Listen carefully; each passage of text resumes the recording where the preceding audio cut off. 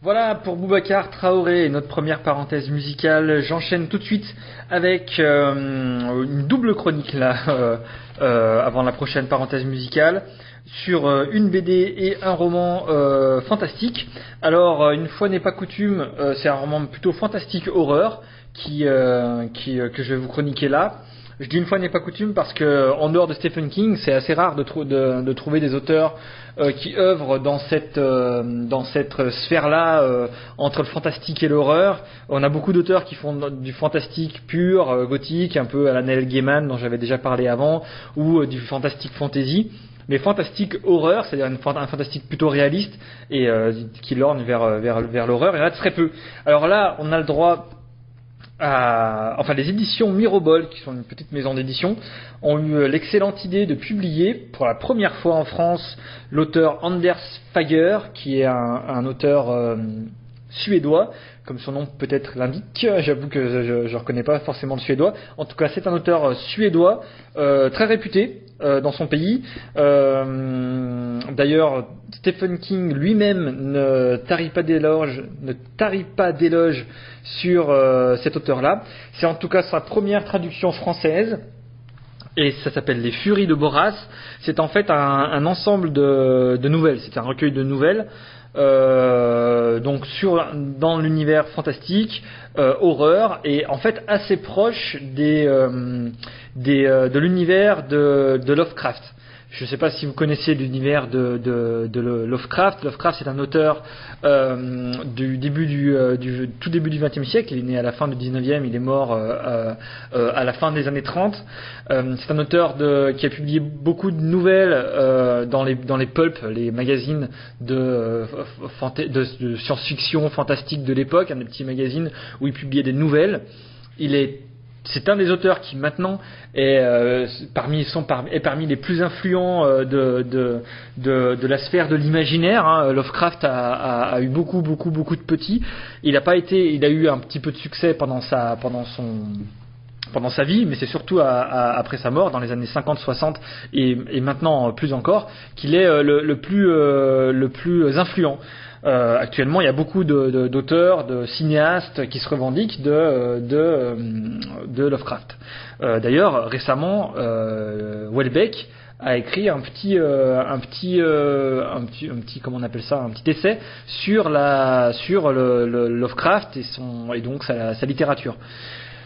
Voilà, donc la spécificité de Lovecraft, c'est qu'il a écrit un ensemble de nouvelles qui semblent former une certaine cohérence, une certaine mythologie, ce qu'on a appelé après sa mort, après coup, en regroupant ces nouvelles dans des recueils, on appelait ça la mythologie de Cthulhu. En fait, c'est un peu faux, il y a pas de mythologie particulière, en tout cas lui ne l'avait pas pensé comme une mythologie particulière. Il a surtout écrit des faux récits de voyage où des explorateurs partaient dans des zones complètement hostiles et qui dans des moments de délire total au bord de la mort voyaient surgir des monstres absolument gigantesques, des grands anciens qui avaient vécu sur Terre bien avant l'apparition de l'humanité, et ces ensembles de nouvelles qui sont sans lien les uns par rapport aux autres ont fini par former une espèce de mythologie cohérente qui a fait en fait la réputation donc de l'écriture de Lovecraft, de l'œuvre de Lovecraft. Et cette manière d'écrire assez pessimiste, assez fiévreuse, très proche des fois on a l'impression que c'est du cauchemar, du cauchemar écrit, carrément. Cette façon d'écrire a donné le style Lovecraft dont se réclame un ensemble d'auteurs même actuellement. Et ici, on ne peut que penser à Lovecraft quand on lit les récits de Anders Fager, donc l'ensemble des recueils de nouvelles qui s'appellent donc Les Furies de Boras. L'écriture de Anders Fager est bien plus fluide et bien plus facile à lire que Lovecraft. Lovecraft a une écriture un peu raide, un peu chargée.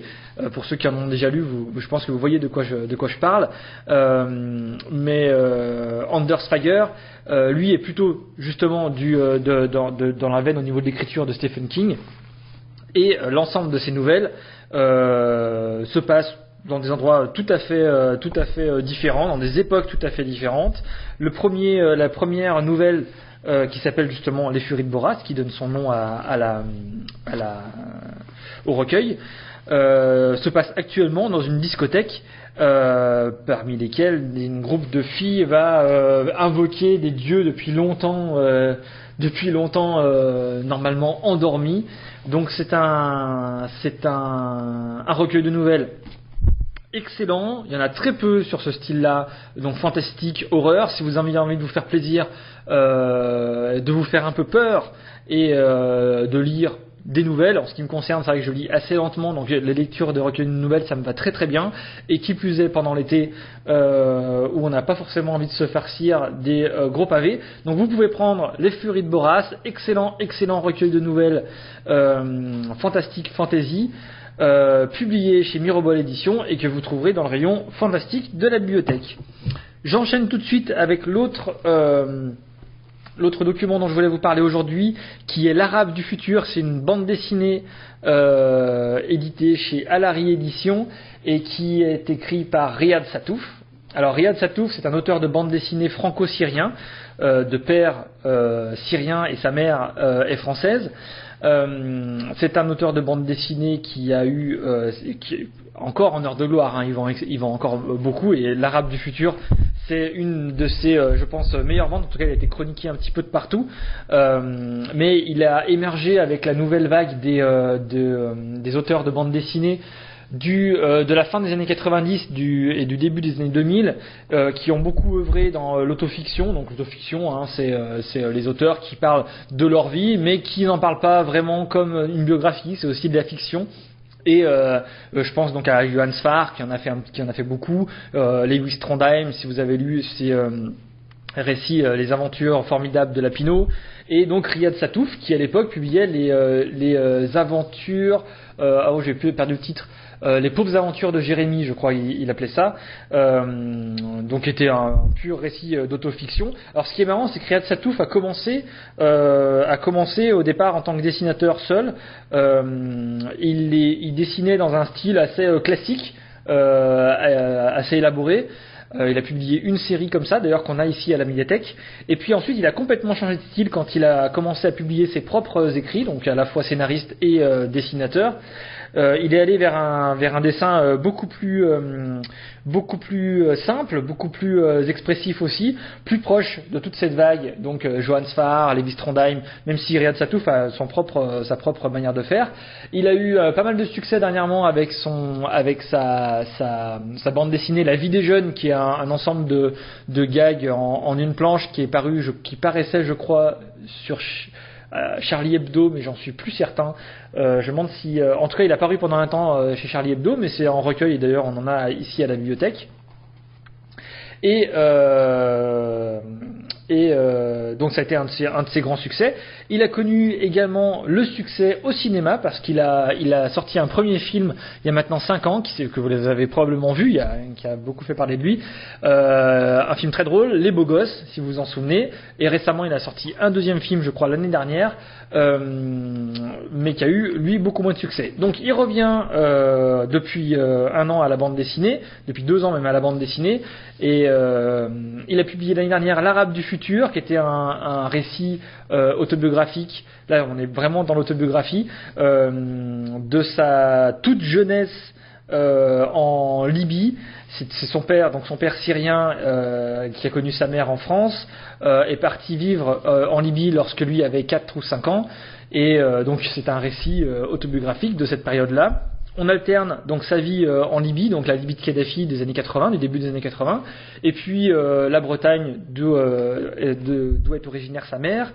Ça c'était le tome 1. Le tome 2, donc L'Arabe du futur 2, s'appelle Une jeunesse au Moyen-Orient, 1984-1985, et là ça se passe quasiment intégralement en Syrie, donc le pays d'origine de son père, où ils sont allés se réinstaller. Donc ça se passe sous le régime de non pas Bachar el-Assad, mais son père Hafez al-Assad. À l'époque, Riyad avait 6 ans, et tout comme le tome 1, si vous avez déjà lu le tome 1, l'humour reste le même.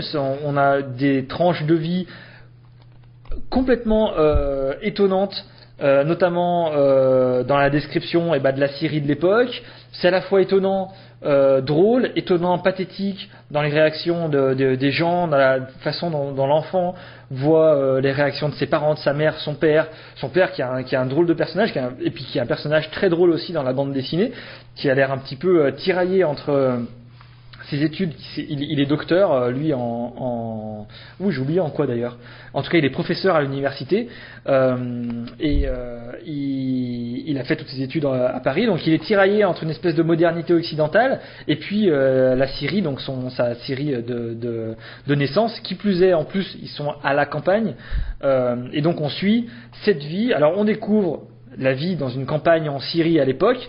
C'était pas, en tout cas selon ce qui nous est rapporté par Riyad Sattouf, ça n'était pas de vraiment le paradis là-bas à ce moment-là. On a également un récit, on a des éléments aussi de récit habituels, de vie d'un enfant, avec ses problèmes à l'école, la maîtresse un peu sadique, en plus ça se passe en Syrie, alors elle est encore plus sadique que ce qui devait se passer en France à l'époque, ses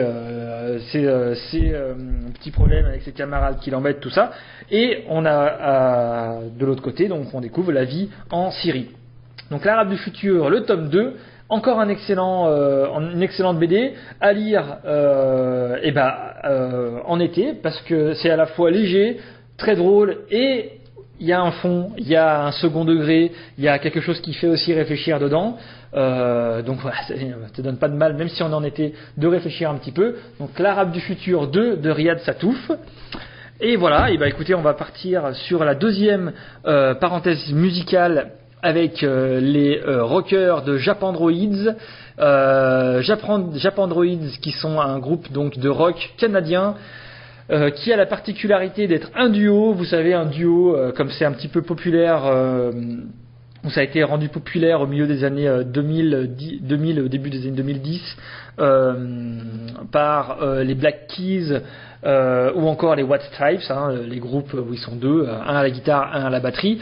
Et d'ailleurs récemment, ça continue encore. Je ne sais pas si vous avez écouté le premier album de Royal Blood qui est sorti l'année dernière, un groupe avec un bassiste, un batteur, excellent d'ailleurs.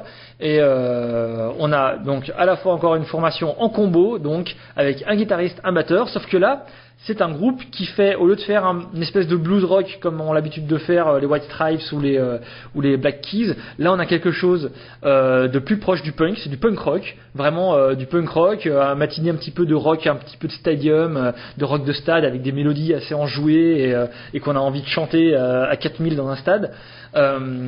Donc Japandroids est un petit peu sur cette scène là. Écoutez, je vous laisse avec Japandroids et leur excellente chanson House That Heaven Build, tirée de leur dernier album. Alors on l'a pas à la médiathèque, mais j'attends qu'ils sortent un nouveau pour en acheter deux. C'est excellent quoi qu'il arrive. Sachez, et c'est pour ça que j'ai choisi dans cette sélection aujourd'hui, que cet album Célébration Rock, d'où est tiré House That Heaven Build, que vous allez écouter tout de suite, a été classé dans les meilleurs albums de l'été de tous les temps par le magazine Rolling Stone. Je suis pas sûr que ça vale grand chose, mais en tout cas ça m'a donné une excuse pour vous le proposer maintenant dans cette sélection d'été. Donc Japandroids, House That Heaven Build.